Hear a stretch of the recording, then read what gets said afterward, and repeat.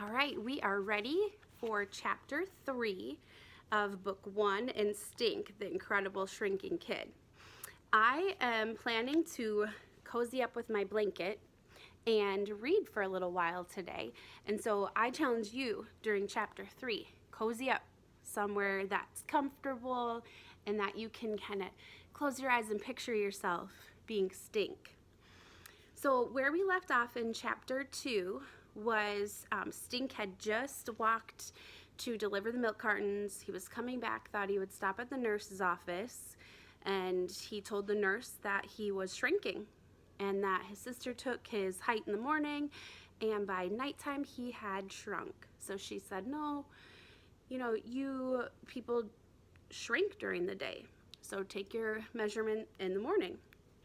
So Stink was feeling pretty good about that, right? Okay, so moving into chapter 3, if you're following along again, page 30, the chapter's called Up, Up, Up. Stink walked tall down the hall, around the corner, and back to class 2D. Stink, you won, said Sophie of the elves. While you were gone, said Mrs. Dempster, we drew a name to see who would take Newton home this weekend. Your name was chosen. For real? Me?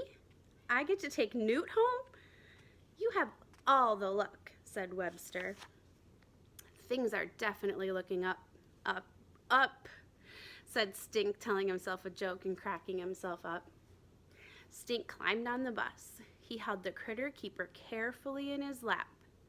Don't worry, Newton, said Stink. I'll take really good care of you. The best. We might call it a cage, but they're calling it a critter keeper. What's that? Asked Judy when she got on the bus. A red-spotted newt, like a baby salamander. His name's Newton. Where'd you get him? He's our class pet.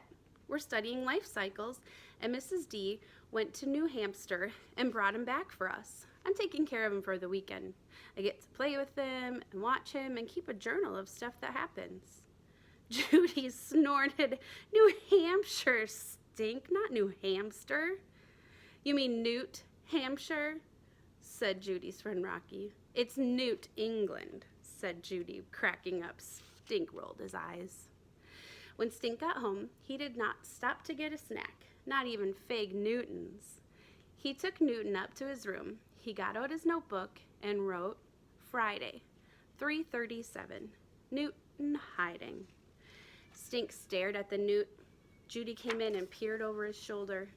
Friday, 3:40, Newton hiding. Friday, 3:45, Newton still hiding. You should write boring in your journal, said Judy.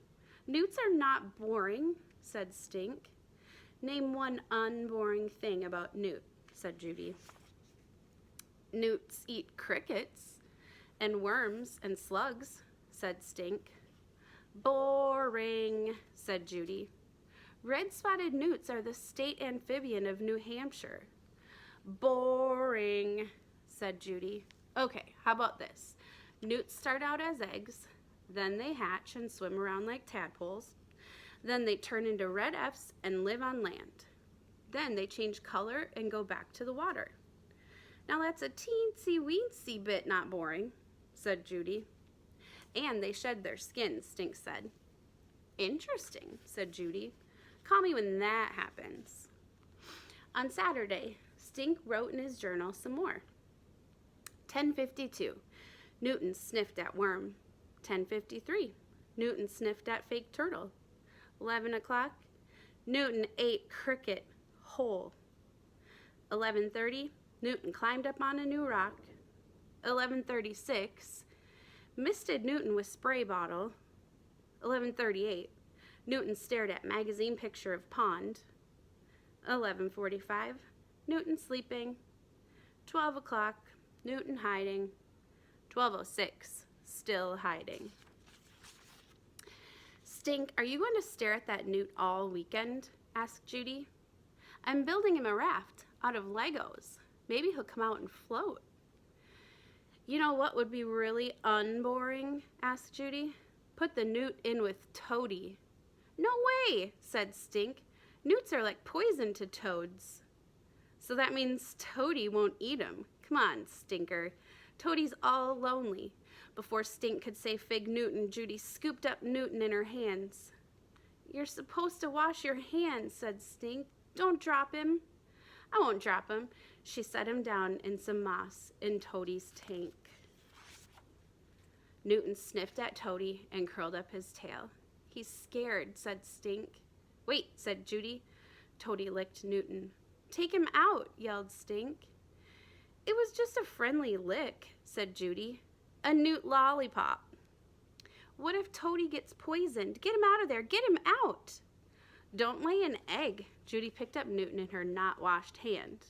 Stink, something bad is wrong with Newton. His head is splitting open. Let me see. Stink peered at the Newt. Sure enough, Newton's skin had split, starting right at his head.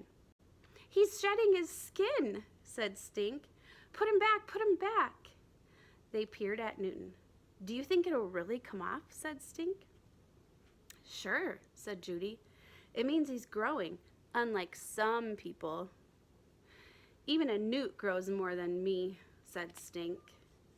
Boring. I wish something would happen, said Judy.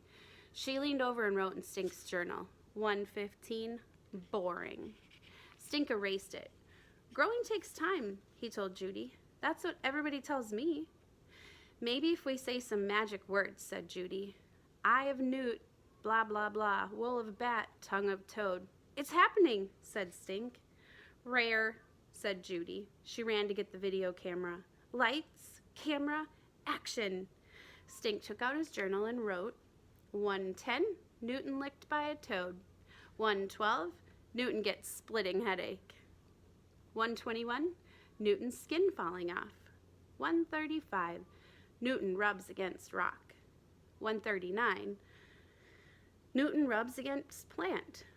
1:44, Newton rubs against everything to shed skin. 1:47, Newton's skin hanging by a thread. 1:52, Newton bites off skin at tail. Ugh. Gross, said Judy. She stopped the camera. Sweet, said Stink, staring at the newt skin. Hey, can I have it? Asked Judy. To show my class, I mean. No way, said Stink. You already showed the whole world my dried up baby belly button. I'm showing my class. Mrs. Dempster would want you to show my class too. Not if you keep calling her Mr. Dumpster. And that is where we will end chapter 3. Can't wait to share chapter 4 and find out what happens.